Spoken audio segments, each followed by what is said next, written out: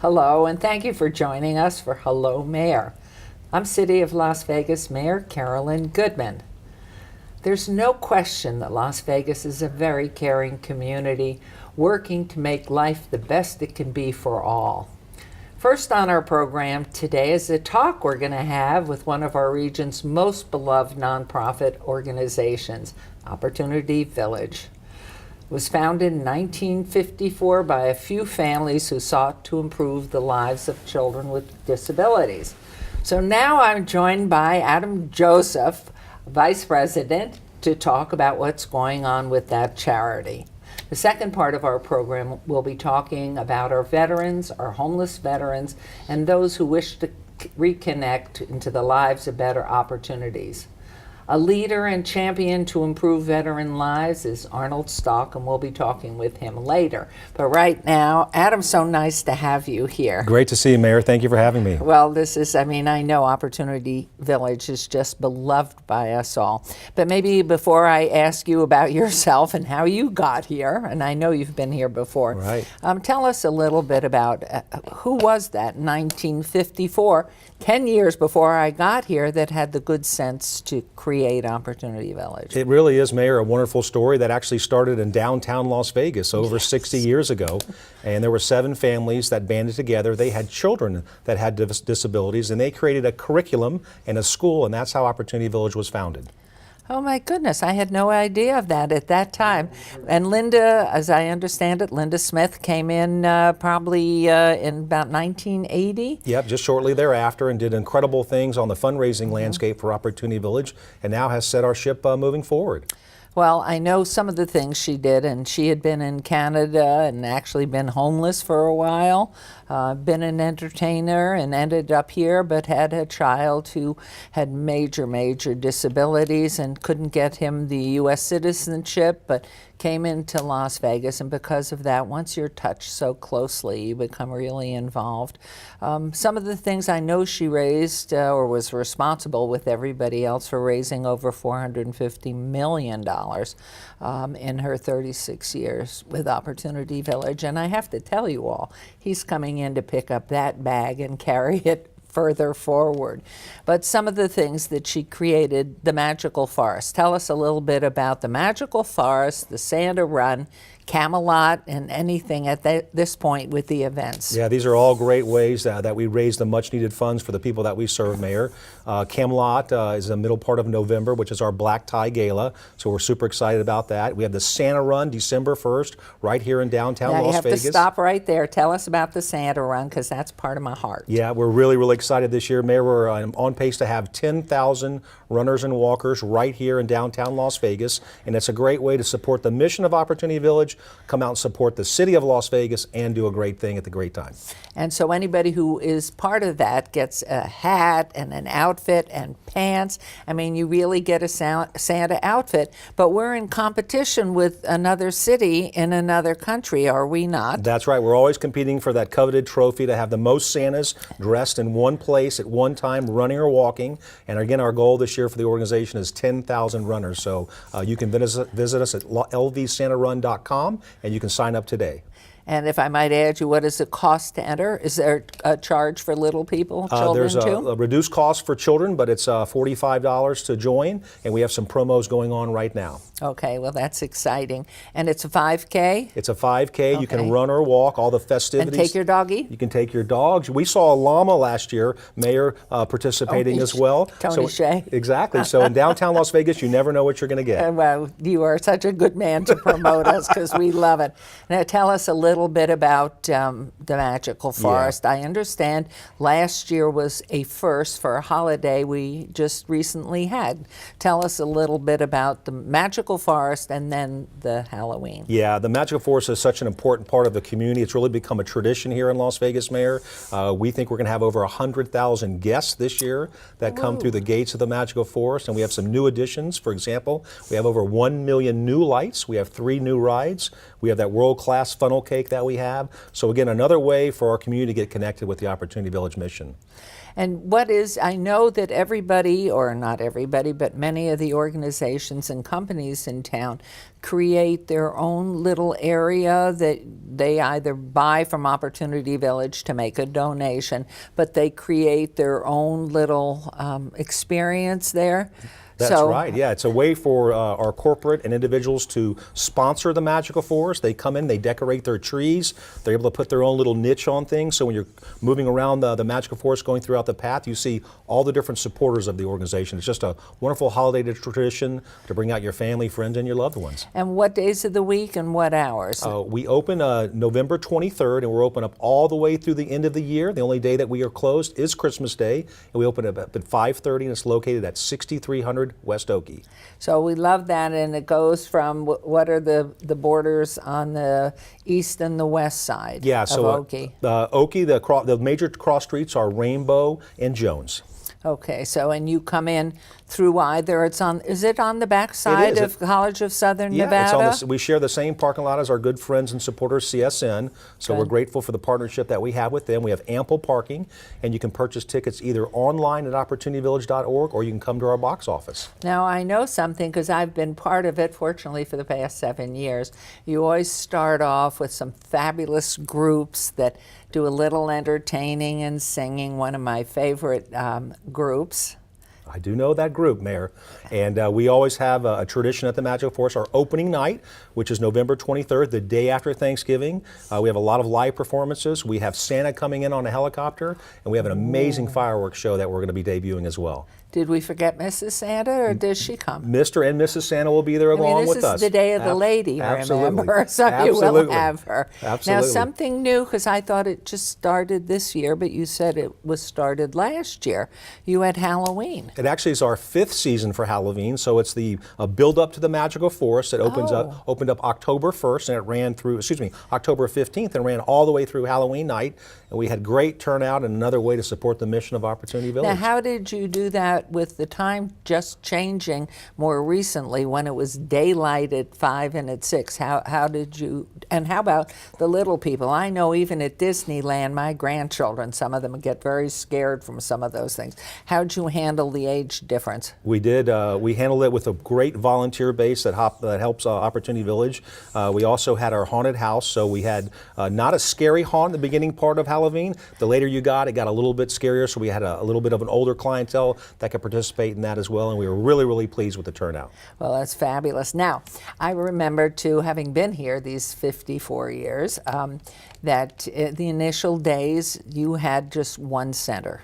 How many centers, how many of these wonderful training, employment centers do you have? And then I want to talk about the clientele you serve, exactly what's happening and how do people find out about getting a child involved, or an adult, a young adult. Yeah, so first, the centers, where are they all? Absolutely, Mayor. We started with one campus, and now we have 4 campuses throughout the community.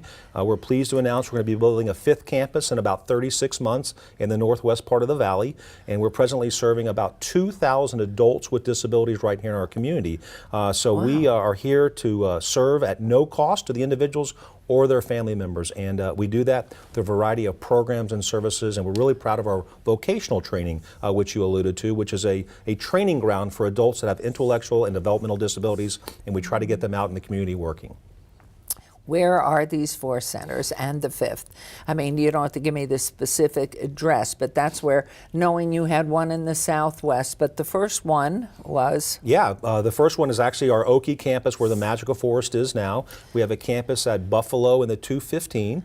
We have a campus in Henderson, and we have a campus also in the Northwest as well. And the one in the Northwest is just opening, or that? It would be about 36 months away from now. Okay. And then we also have our retail thrift store, which people don't know is a great way to buy gently used goods, but is also a training ground for adults with disabilities to learn the skill sets that they need to pride and prosper throughout the community. And tell us a little bit about the programs that you have that where these young people and older people are getting employment. Where are some of the sites? I remember, and I don't know if you have it anymore, there was a lot of shredding, and I used to call Opportunity Village and said, come shred everything. I mean, maybe shred my husband. shred everything, bring me your truck. Do you still have shredding? We do. We have the second largest document imaging and shredding company in Southern Nevada. We have Wow. adults with disabilities that are employed in 54 businesses right now in the community, from Starbucks to Circle K. We have a full culinary line, which we're proud to tell you last year in the month of December alone, adults with disabilities made 80,000 cookies that were for resale right here in Las Vegas. And how does one find out? How, if I wanted to buy cookies, I mean, do you just go to your website, or I wanted a truck to come for, I mean, what's the connecting point? How do we do that? Great question, Mayor. The connecting point is opportunityvillage.org. All the information is there. We have a sales team that can come out and meet with people in the community, talk about the business lines that are at Opportunity Village and ways to employ adults with disabilities right here in Las Vegas. Okay, well, what I want to find out is, I had heard rumor that you'd been in Las Vegas before, made a mistake, left Las Vegas, but you're back here. So where were you when you were here? You were here for 12 years, I was is here that for right? 14 years, Mayor. Ooh. My wife and I returned to Texas, where we're from, for 6 years, and after year 3, we really missed the community in Las Vegas, and it took us about 3 years to get back. And one of the things that I love about Opportunity Village and this community is it's very charitable, very giving. We're a very connected beautiful. community, and we missed it, and so we're glad to call Las Vegas home now for the second time. Well, it just, to me, that is what amazes me, is I meet with mayors from around the country and go visiting places and talking to groups. What a unique town this is. It's so exciting, it's so much fun, and yet we're so connected, and we work very hard to be connected. And so every part of us, but the part that really is about giving to others, and that's what you came back from Houston, was it? Yes. You were in Houston? Yes. And so in coming here, when did you hear about the opportunity maybe that was going to be at Opportunity Village? Yeah, actually, Mayor, I knew about Opportunity Village when we resided here before. I had taken my niece to many occasions at the Magical Forest. So the connection that I had with Opportunity Village went back to the very late 1990s. So it was an easy decision to come back and join this world-class organization. And we're having a ball every single day helping the people that need it the most. What are some of your suggestions to people that want to volunteer? I know volunteer means they're doing it out of the kindness of their hearts, and it's free. So it's very hard when you're running an organization to depend on volunteer. But to anybody who might be listening, where is the best place, and how do you find out besides on .org? Is there some other way to inquire? They want to help out, let's say, with the Magical Forest or something else. Yeah, we rely on our volunteers are crucial to the mission of Opportunity Village. Last year alone, we had over 12,000 volunteers that supported the efforts of the organization. How many? 12,000? Over 12,000. And the events are the single most important way that volunteers can get involved. We have groups, some of our corporate sponsors in gaming and in downtown, they bring out 20, 30, 40, 50, 100 people sometime to volunteer, let's say, for example, at the Magical Forest. Or you can come and work in our employment resource community and help give the people that we serve the skill set that they need to prosper in the community. You know, I having visited so many times, and you just see it's such a happy and beautiful environment. The young people especially, and those who are a little bit older, they're just such a warm and giving group. And so as far as training, or as we're looking at and just saw the piece with the baking, is there a lengthy screening process for the volunteer to go through? Or can they just go out, meet with somebody, and talk about the skills that they have? Yeah, there is it's not a lengthy process, but there is a screening process to bring a volunteer in. And then once they're in, Mayor, they're typically very connected to what we're doing in Opportunity Village. And then they tell their friends, they tell their loved ones, they tell their colleagues. And before you know it, one volunteer can become 10 and 10 become 20. And that's the support that we need in the community. Okay, now when we talk about dealing with children and other people at this time of year in the winter months, and we hear from all of our health care personnel, get your flu shot. Is that a requirement in order to work with at one of your 4 centers? Not a requirement, Mayor, but it is something that we talk about and that we highlight that is important to the organization because the health and wellness of the people that we serve, as you mentioned, is crucial. So when a parent has a child and they want them to have the advantage of, you know, learning a skill and being part of this wonderful environment, do you tell them they have to have a flu shot? Again, it's not a mandatory requirement. We do highlight that as a choice that they can make. But again, we really are looking out for the well-being of the people that we serve every single day, Mayor. Tell us some things that you personally, because you know this organization, and certainly I know your background, so you're really into the giving part and the community caring. What are your visions? What would you like to see without giving up some secret to anybody who's watching here and say, oh, I like that idea, we'll try it at my place. Yeah. Do you have anything in particular that is you're looking forward to the next several years, what you'd like to see happen? Yeah, that's a great question. I think we're really concentrating on increasing the quality of care for the people that we serve. And what does that entail, Mayor? That's things like bringing in technology into the organization, trying to show the individuals that we serve there's an advancement in that technology can help them. So there's all kinds of pillars that we're looking at and ways that we can get people in our community working that have disabilities, and we're tackling that at every angle that we can.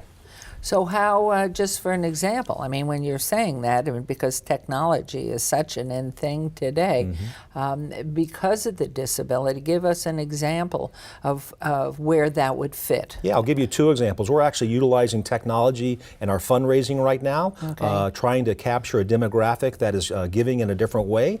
We're also implementing technology in our Pride program. And our Pride program, as you know, Mayor, helps serve individuals that have the severest disability. Many of those are wheelchair bound and they're nonverbal. So imagine if we're able to implement technology as a way of communicating with them, as a way to help them advance. So there's all different ways that technology can help the charity space right now. I may not be good for much, but ideas I always have. You know what I think might be wonderful is I know CSN, Dr. Zaragoza, who's new to us here, and wonderful man with great ideas from Minnesota and been there for years and years. We were talking with types of different programs. Is there or are there any programs at CSN that can help train individuals who really have a good and caring heart to be able to work with the clientele of Opportunity Village, perhaps in the technology, perhaps in different things? Absolutely. It's the collaboration, I think, that you're referring to, Yes. Mayor, that is going on in the charity space right now. So we're always relying on finding new ways, new technologies that can help people with disabilities. And we're able to do that with great neighbors and great partners. I know children, there is obviously, you would know of it too, but autistic that have been diagnosed as having autism. It certainly helps them a great deal. I know how computers really are very helpful. With those youngsters and middle-aged people that are out there in the training centers, an example of how it would be used, how technology would be used. Yeah, well, we're utilizing some technology now in our Employment Resource Center, which goes on at 2 of our campuses. Those are where the contract work goes on in packaging, for example. So we're utilizing technology for training to help individuals with disabilities quickly pack goods, make sure those goods are secured, and then they go on a pallet and they go out for resale. So we're implementing technology at every aspect of Opportunity Village right now. Well, the beauty that I've seen for years is the dignity that can be given to these clients who really have an opportunity to be able to earn a paycheck. I remember Linda always talking about her son Chris and how wonderful it was for him. I mean, he was so thrilled to have his paycheck. I think he shredded it once That's or right. something. She said it was just having the paycheck. But for each to be able to be doing something for which they're paid. I know we had even a crew in years past, I don't know if they're still there, helping out at Nellis and doing some of the operations control things out there. So there are wonderful opportunities there. How about for anybody who's listening who has maybe a position? But this is even stronger than just going on the website. Would it come to you or somebody else at Opportunity Village that we would like to employ some of the clients? Yeah, the best inbound, Mayor, would be with our sales team or our ops team, and we're always looking for business community partners that want to employ adults with disabilities. And as I mentioned before, we just had our 54th business that came on board, and I would not be happier unless we can get 55, 56, and 57, and on and on and on. So that is the goal. The 3 Ps, Mayor: pride, purpose, and a paycheck for the people that we serve every single day. That is so at Opportunity beautiful. Village. Now, you mentioned Starbucks. Mm-hmm. And so I have been to many of this. I'm a Starbucks freak, unfortunately. So, now that I think about it, I mean, I think of the smiling faces and I think, oh, wonderful. Yeah. That this is, give me some other companies. I know you have a lot of companies that really have been very generous to Opportunity Village. But how about from the employment? Can you think of any?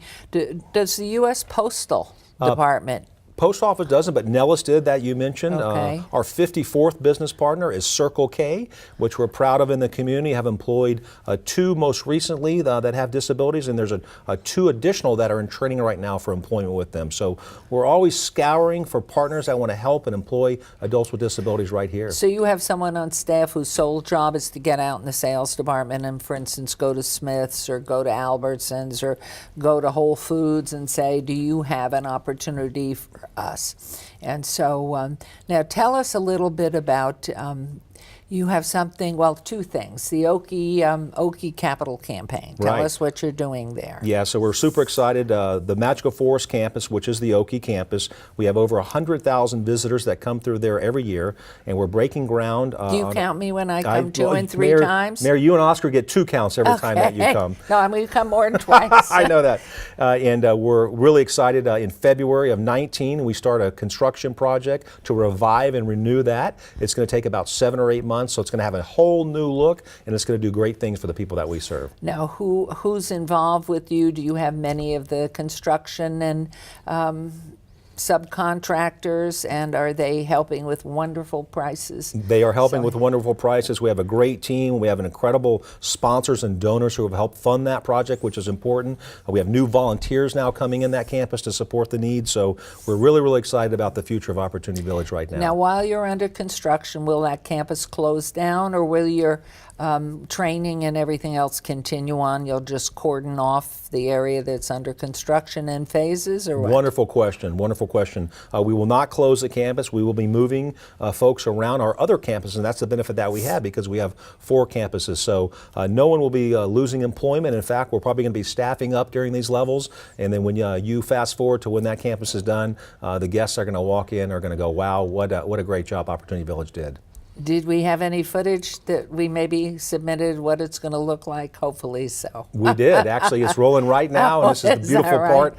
It's very, very modern, a lot of lights, new employment resource centers. Everything that we're doing in this campus right now, Mayor, is designed to improve the lives of adults with disabilities in our programs and our services. So now, you said adults, children as well, or is this one pretty much focused on adults? Yeah, this one is primarily focused on adults, Mayor. And we're just super excited. You can see some of the beautiful lines that are going on here, the colors, the open spaces. Again, a very modern new approach that's really going to just upgrade what we're doing at Opportunity Village. Well, I know you're one of the biggest organizations in the state, but looking at those colors and how bright and cheerful it is, are you expanding the footprint by doing this too, or no? Yes, actually, the programs and services at this campus are going to grow by about 20 or 25%. Because we are now serving over 2,000 adults with disabilities right here in the community. So there's a continuing need for Opportunity Village as we move forward. Well, and I know something else is coming down the pike. You are hooking up with our wonderful Veterans Initiative. Now, I'm trying to figure out how that's going to be. What are you doing there? Yeah, we talk about the collaborative spirit that goes on in the community. You know, we were discussing that just a couple of minutes ago, and we're really proud of what we're going to be doing with Veterans Village and Arnold and his leadership. And we're going to have a Veterans Night at the Magical Forest, which is December 19th. We want all of our current serving members of the military to join us, as well as veterans in our community to come out. We're going to be flying all 4 flags of the service in front of Magical Forest, and we're going to have a wonderful night doing great things together. And are we hopefully you're not having to charge our veterans. There's a very reduced discounted rate because we are a charity, but we're going to really partner and collaborate together on this, and we think we're going to have a record turnout for our veterans right here in the community. Thank you so much, Adam. I appreciate it. But Mayor, before I go, we have something special for you that I'd like to show you that we have just created at Opportunity Village. We're really proud that the new Opportunity Village Ugly Hanukkah Christmas sweaters have arrived just in time for this show, and adults with disabilities made this for you. Just a beautiful showing from the people that care and need it the most right here in Las Vegas. Look at this. It even, oh my gosh, it's got an OV on it. It has a menorah, a Hanukkah menorah. That is simply, Oscar is going to go nuts. Isn't this fabulous? I can't wait to go to every competition but I don't think it's so ugly. It's beautiful. Please tell everyone. I'm so grateful. That is hysterical. It's beautiful, and they're available for sale in our retail store at Charleston and the 95. Each one is individual, so go out there and support Opportunity Village. Hanukkah and Christmas is coming your way. And talk about a loving, caring community. Oh my, thank you, thank you.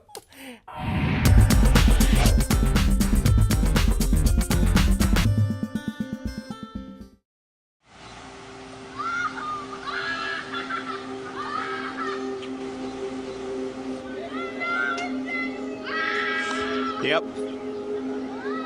Look, it's floating. The car's floating.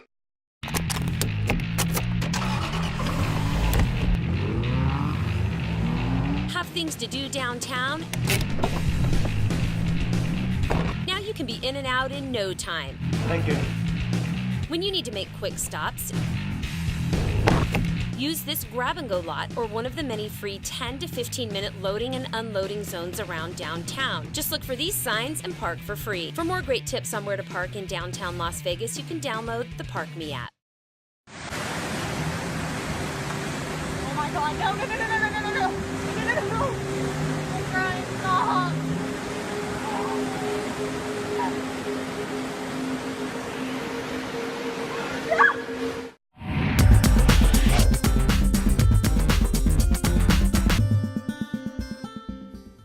Welcome back, everyone. Making sure our veterans are taken care of has been a lifelong priority for my next guest.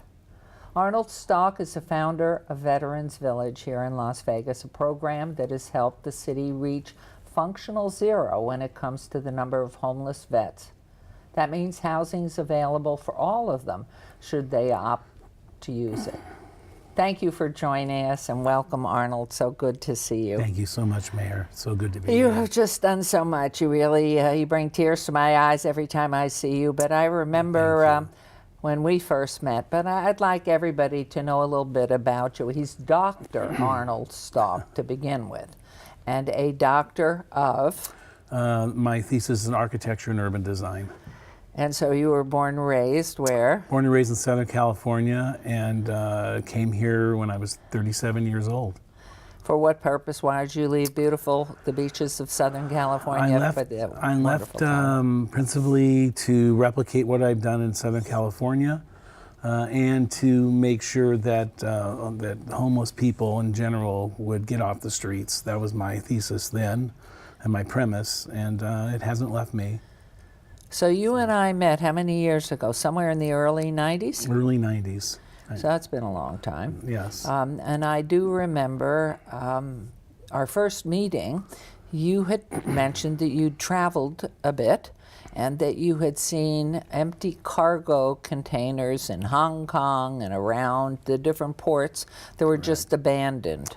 Correct. There's actually hundreds of thousands of abandoned shipping containers that you see on trains and that are on the highway moving imported goods principally. And I thought that that was an excellent housing grid.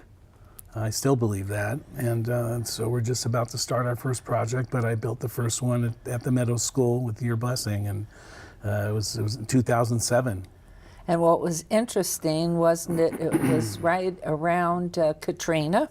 Correct. And I remember our meeting, and you were talking about how you could convert these different sized cargo, empty cargo, and abandoned cargo containers Correct. into residence Correct. And how you could do a certain number, probably around 7,000 if there was enough bulk to it. That's And I correct. remember at that time as well, one of our former congresspersons, Congressman Porter at that time, had one of them airlifted to Washington to show everyone what you could do. It wasn't That's your correct. only trip to Washington, That's but we'll correct. get to that. Right. So here you are with the cargo container, and that's a piece of you.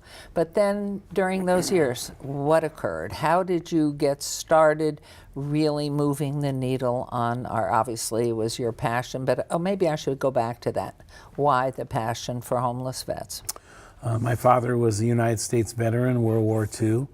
My mom was involved in the war effort as a dance hostess at the USO Canteen in Columbus, Ohio.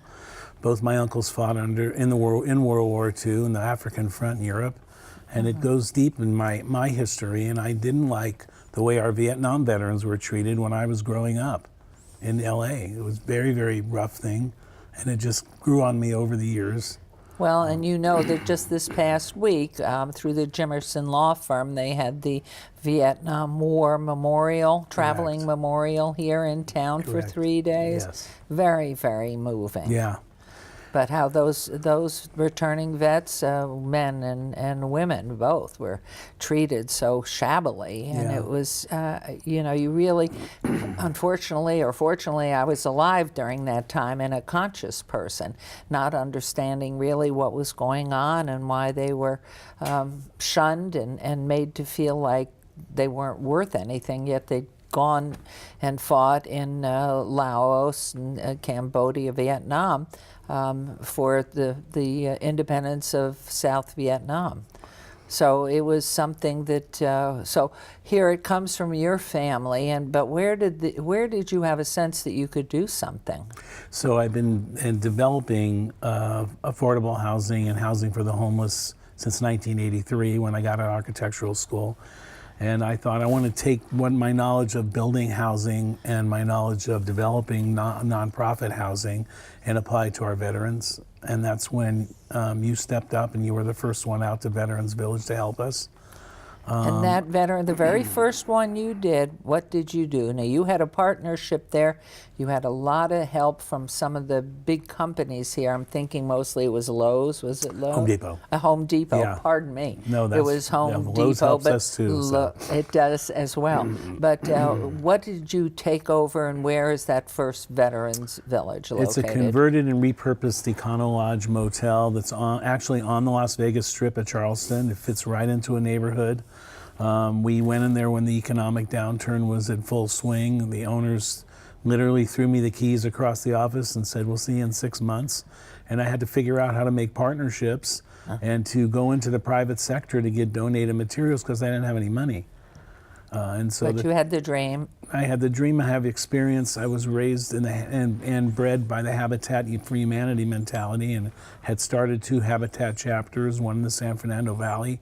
And when I was housing division chief here in Vegas, we picked up the start of a chapter here. And they're barn raisers. They're traditional, old-fashioned barn raisers, getting the community And that was the involved. Carter administration. That He was the really Carter got behind administration, yeah. Habitat for Humanity, right? Actually met Jimmy Carter in Plains, Georgia at their headquarters one day, and it was that was just a real inspiration to me. Well, his son used to live here, and he used to come Right, out with some right, frequency. I right. don't know if he does Yeah, anymore. I don't either. But knowing that you did get Home Depot, what did they do to the whole thing? You had to gut the insides, or what? Repurpose it all, and then talk a little bit about the veterans that you had helping man the office and being involved. Well, timing, as you know, is everything in life, and we had been on TV about our veterans, and a salesman, this always happens that it starts here and goes up. A salesman at the Home Depot on Serene and Eastern saw the piece, called me and says, "We'd like to come over and paint a couple units. I'm a veteran." He came over, the district manager came out, we got all the way to their headquarters in Atlanta, Georgia, and they ended up giving us the largest grant that they've ever given a nonprofit at that time to completely gut, rehab the motel, furnish it, bedding, everything, and a lot of employees, a lot of sweat equity. And that's been our business model ever since, as employees and citizens that know how to put things together. So you have short-term stays for the veterans in Veterans Village 1, or what's the length Correct. of time? So they can VV1 stay? is emergency and transitional, which means that we can take a veteran off the street, and with our triage and our partners, which are all the other agencies like U.S. Vets and Salvation Army, because our partnership means that we provide the housing and they provide the services. The state of Nevada, the city of Las Vegas, Clark County, we devised the method, what usually takes 4 months, to do it in about an hour. And to have those incredible? people mobilized, and we're big partners with the city now at the courtyard, where we're in constant communication of how to help each vet one by one. Well, I do recall the days early on in my tenure anyway, there was a backlog of 2 years for veterans just to have their cases brought to the fore in Reno and Carson Correct. City. And I remember speaking with then U.S. Senator Harry Reid, and then within a period of time that was quite rapid, he got us 21 new readers down here. But meanwhile, you were already in process. Now, how did the residents then get to the counseling, to all the pieces? Did you provide busing, or how did you get your veterans to the different need shelters that they needed, job training, everything else? So we brought the people to us. So when I'll take for an example, Salvation Army brings us a HUD-VASH package, which is the old Section 8 rental subsidy. They bring the veteran with all the paperwork, everything's finished and done. We coordinate with them. That veteran comes in, we work through how they become a resident at our Veterans Village 2, and then they get all the benefits that we have to offer, food and all those other types of things. 3 Square helping you? We're a major 3 Square provider, Whole Foods, Trader Joe's. Right now we pick up product from 37 Starbucks stores a night between 12 midnight and 4 a.m. through 3 Square and Feed America. And so not only do we feed our vets, but we feed lots of people in the 2 neighborhoods, one on 21st and Fremont, and the other is downtown Las Vegas on the Strip near Charleston. It's absolutely incredible. When you have, I always think of the Susan Komen initiative, and how one person, that sister, has made that move. You've done the same. I mean, this is so incredible here in Las Vegas. Did you have a wait list at Vegas Village 1 that made you feel that I have to go to 2? I mean, well, we have a constant demand for housing, and not just veterans that are homeless, but veterans that are at risk of becoming homeless. Those veterans that couch surf, live in cars, live in the hills, and the numbers the system has definitely improved, but the numbers, we still see the numbers pretty significant. Well, we know too that a lot of, because of the weather that we have here, we're sort of a mecca. Absolutely. But the issue too then is those that have PTSD and those have issues, some that may have drug and alcohol issues. Are you able to help them as well, or no? Well, absolutely. And so the stepped model is emergency housing, transitional housing, permanent housing, and then we've recently gone into assisted living with an 88-bed facility, which helped us open last year, because there's no place for a veteran to go except the state of Nevada home up in Boulder or group homes. And so we see a need, we go after that need, and we make sure that population is covered. And then we went into, addictions, we work with Solutions Recovery. We do 12-step meetings on site. We work with WestCare. We have a lot of, again, somebody comes to us and we know if they need help, we can reach out to any of these partners, because we do have this infrastructure here in Southern Nevada. Talk to me a little bit about the second location, Veterans Village 2. You have a crisis center there. We have a 24-hour crisis center there, which is a fancy term for when somebody needs help, they can come into that office or contact at night. We have our securities fully trained to help them as well, and to reach out and call me at 3 o'clock in the morning or whenever, whether they're veterans or not. And beautiful. They're showing right now. Isn't that correct. Magnificent? Yeah. The center there is manned, or at least telephonically, somebody can always get help. Always. And so I know, having been to almost every one of your Yes, you openings, have. if not all of them, it's just amazed me at the amount of support that continues to come in. And I know it's about personal contact and about your being out there. But I do remember at the very first Veterans Village, a huge shout out to the Fertitas and Casino, the station's casino. But since then, this, and obviously the depot and so many others from that little small cluster. Who are some of the supporters now that I see keep coming up with the check and another check to you? Well, Station Casinos, the Cosmopolitan Hotel. Station's been with us for 4 years. The Las Vegas Raiders, the Golden Knight Foundation, just so many others. Laborers, The 870. Laborers, you're right, 872, and Tommy White, and it goes on and on and on. The Latin Chamber of Commerce. There's a lot of people that I can call. Brady Lynn, Brady Industries rather. There's a They lot are of people I can phenomenal. call, and I use Facebook a lot when we need stuff. We shout it out. There's just and the amount of food alone, because we do a thing called food rescue, that we, and I see it on your screen now, that we pick up daily that would have been thrown out, that's on a veteran's table, is really gratifying to us. High quality foods. And so where, for instance, on Halloween, or what are you going to do on Thanksgiving, will your people then go down to Catholic Charities, Salvation Armies for meals, or are you going to No, be we'll able serve to? them. You'll be serving We as serve well. them, Max. Actually, this is the 5th year that the Rio is doing a full-on buffet on Veterans Day. They set up a whole buffet there with stations, the carving stations and all that stuff. And lots of businesses do that. Carmine's of Little Italy from the Forum Shops, and there's so many. I'll be remiss of forgetting some of them. No, I know how it's just- just been so beautifully supported here, and I am so excited to know that people care and want to do it. How about transportation issues? Are there things that we can look to help you move veterans, let's say, to the dinner at Rio? How are you getting them Well, there? they come to us. Oh, they come bring They set it you. up to us. Oh, my heavens. And Station does that. And the wind's off the charts with us. Sands Expo, we pick up hot catered meals there, and it's all timed. We have to be there at a specific time, or else it goes in the trash. How many employees do you have? 32. 32 employees. Now you're into your Seventh year. five centers, right? 7 Yes. years, 5 centers. Yeah. The most recent one for women and children. That's correct. That, I mean, so awesome. Thank you. So again, how long can a veteran stay? And a veteran with family. Here's another photo of video of what these are buildings that are already there that are repurposed Correct. and fixed. I mean, We recycle a lot of buildings and building materials. The women and family campus is extremely important to me, Mayor, because there's a lot of female veterans that have issues. They're a silent population.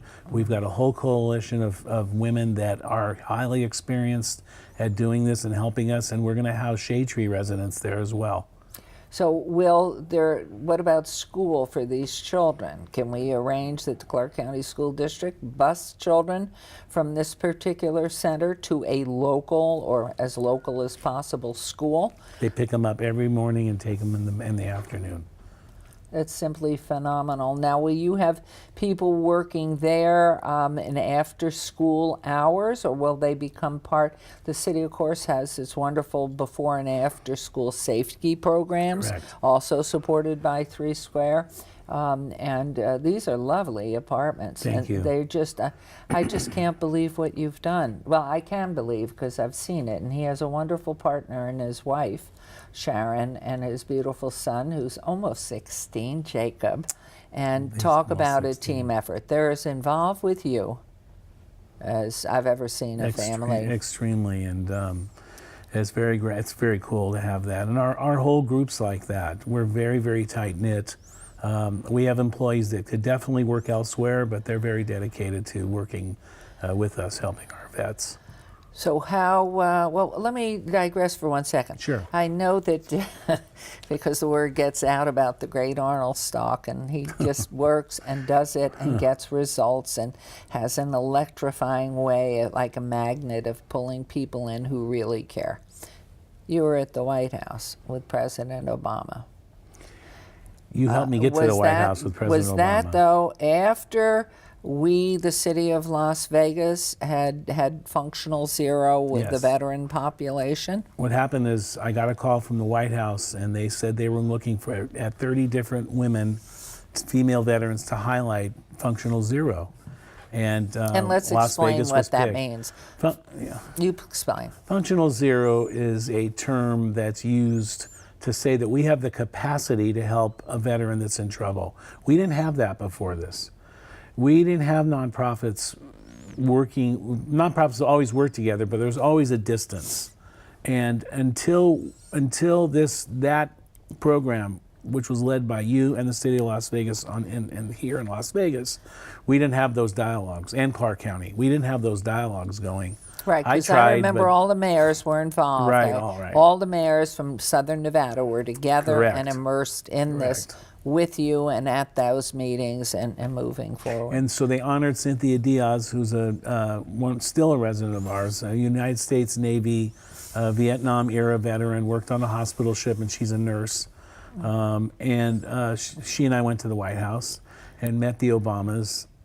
She went and saw the First Ladies, sat next to the First Lady at the President's last State of the Union speech.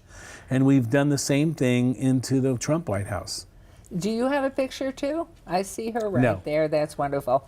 Well, we'll have to get that on because I do remember First Lady Michelle Obama. This was her initiative really to try to get to functional zero. Correct. And so when we hit it, that's why the city of Las Vegas received the award, certainly with the staff here, but most in particularly you and all our neighborhood services people I work working on very this. closely with neighborhood And services. so but you're also involved beyond that in the count when we have these count days and trying to get out in the community and find out where our vets and all of our homeless people are. But the outstretched arm that you have in that, and I know Karen Duddleston and Lisa Mars Hibbler and Kathy Thomas Gibson have been so involved in this effort to really bring it about. But it seems to be something. Go forward, if you will, some dreams, because I know when we look at the cost, and you know, obviously we've just had our recent election, and when you look at the dollars, I remember hearing the back a couple of weeks ago about the $1.2 billion coming into the state on the past election, and I thought, wow, if we could just have that for our homeless, Right. for our veterans, for our education. Right. But I know you're always thinking, I don't know if you ever sleep, but assuming you might, I do. what are your dreams? Where do you see us going? Because this population of veterans, this does seem to be, at least the climate-wise for them, the physical, it's warmer here. What do you see going forward? Well, the only way, not only veterans, that we're going to solve the homeless problem in Southern Nevada and across the United States is by building homes. We're never going to improve on that number unless we make housing available. And that's why I've pushed so hard to open projects, to open developments, to create models for replication. And we have had several visits and discussions and meetings with the Trump administration on a senior level. I don't give up. I don't care what party they're with. You're my guy. We write letters every single day to the president and the vice president. They're still getting them, pushing our agenda and our narrative that this problem can be solved across the United States. And so we've opened the Women and Children's Campus. We're acquiring another motel on Fremont, on the corner of Fremont and Eastern, across from Lowe's, which is a 42-unit motel that we are going to start gutting and rehabbing next week. You got to be really creative with the finance. It's what everybody doesn't want to hear. Do you get any federal dollars? No. Can you believe this? And this is all happening because of the initiative, the heartbeat, and the sense of what you have without federal dollars, which is simply amazing to me. Well, and I appreciate that. But we couldn't have done it without places like the WIN. Yeah. Who you helped me with, and several other political elected officials have helped us push into grounds, because businesses love to work with us because most of their people have some skill. So that translates into work days and to sort of pep rallies for the employees. What does it do for us is we have very reduced costs because they know how to build and fix things. Are you, and I do spend time with your sweet Jacob, knowing that he's thank got you. a good technological talent there.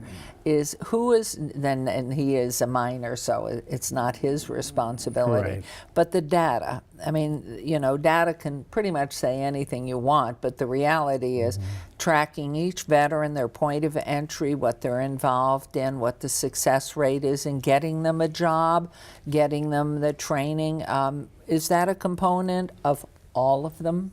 It's a big piece of what we do, but because we partner with other agencies that do have grants, and requirements of those grants are statistics and tracking and follow-up, we're able to do that. The self-pays that live with us, we definitely track them and keep records of them, and we know exactly what we're doing and who we're serving because 3 Square requires us to do that. I didn't want to create a new agency with handlers and PR firms and overhead like that. So we took the pieces of other agencies and brought them in partnership with us.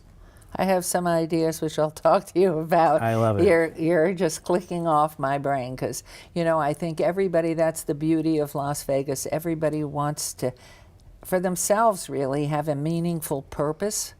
And if each one of us take that upon ourselves to have a meaningful person, not be judgmental, but be there to lend a hand. Yeah, just take a piece. Right, and just even what small piece you can do.